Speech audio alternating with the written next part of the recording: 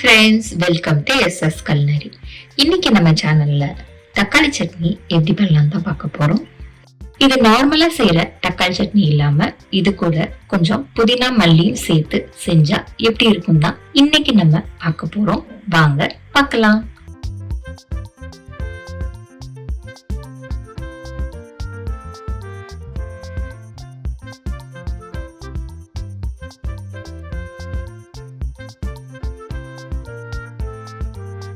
ஒரு கடாயில ஒரு 4 டீஸ்பூன் எண்ணெய் சேர்த்துக்கலாம்.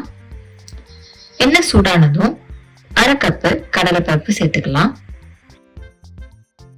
கடலைப்பருப்பு கொஞ்சம் ஃப்ரை ஆகுற வரைக்கும் நம்ம மிக்ஸ் பண்ணிட்டு இருக்கலாம்.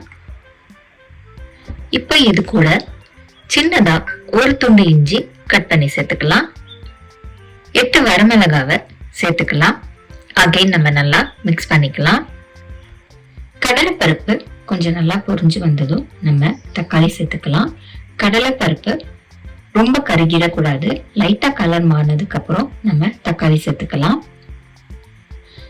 நான் 4 தக்காளி ரஃபா கட் பண்ணி இது கூட சேர்த்துக்கிறேன். தக்காளி சேர்த்துட்டு அகைன் நம்ம நல்லா மிக்ஸ் பண்ணலாம். தக்காளி ரொம்ப நேரம் வதங்கணும்னு அவசியம் கிடையாது. கொஞ்சம் வதங்கினதுக்கு அப்புறம் கொஞ்சமா கருவேப்பிலை சேர்த்துக்கலாம். ஒரு கைப்பிடி நிறைய புதினா சேர்த்துக்கலாம்.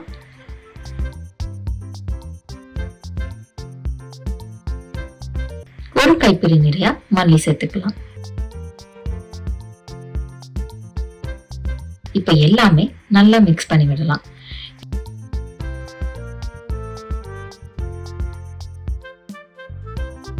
இப்போ புதினா மல்லி எல்லாமே கொஞ்சம் நல்லா வதங்குற வரைக்கும் நம்ம வெயிட் பண்ணலாம்.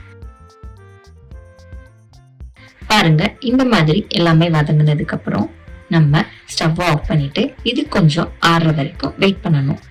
கொஞ்சம் நல்லா ஆறுனதுக்கு அப்புறம் மிக்ஸி ஜார்ல அரைச்சு கொண்டு வந்துக்கலாம். இப்போ இதே கடாயில 1 டீஸ்பூன் எண்ணெய் சேர்த்துட்டு நம்ம அரைச்ச சட்னிய இதுல சேர்த்துக்கிறேன்.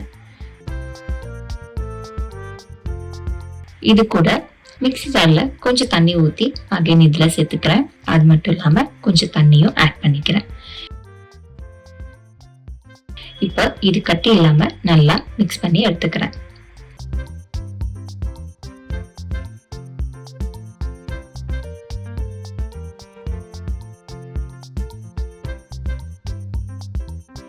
இப்போ இதுக்கு தேவையான உப்பு நம்ம சேர்த்துக்கலாம். உப்பு சேர்த்துட்டு நம்ம நல்லா மிக்ஸ் பண்ணிக்கலாம். இப்போ இது ஒரு கொதி வர வரைக்கும் நம்ம வெயிட் பண்ணலாம்.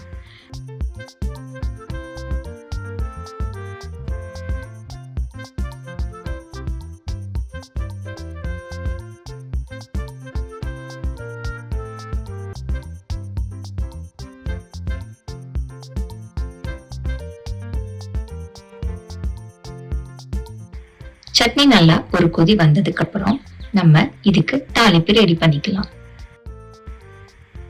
அதுக்கு நான் தாளிப்பு கடாயில கொஞ்சம் எண்ணெய் ஊத்திக்கிறேன்.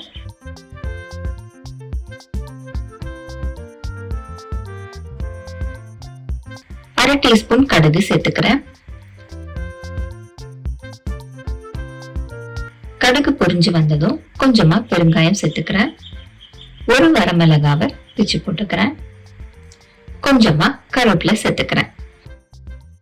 கருவேப்பிலை எல்லாமே நல்லா பொரிஞ்சு வந்ததும்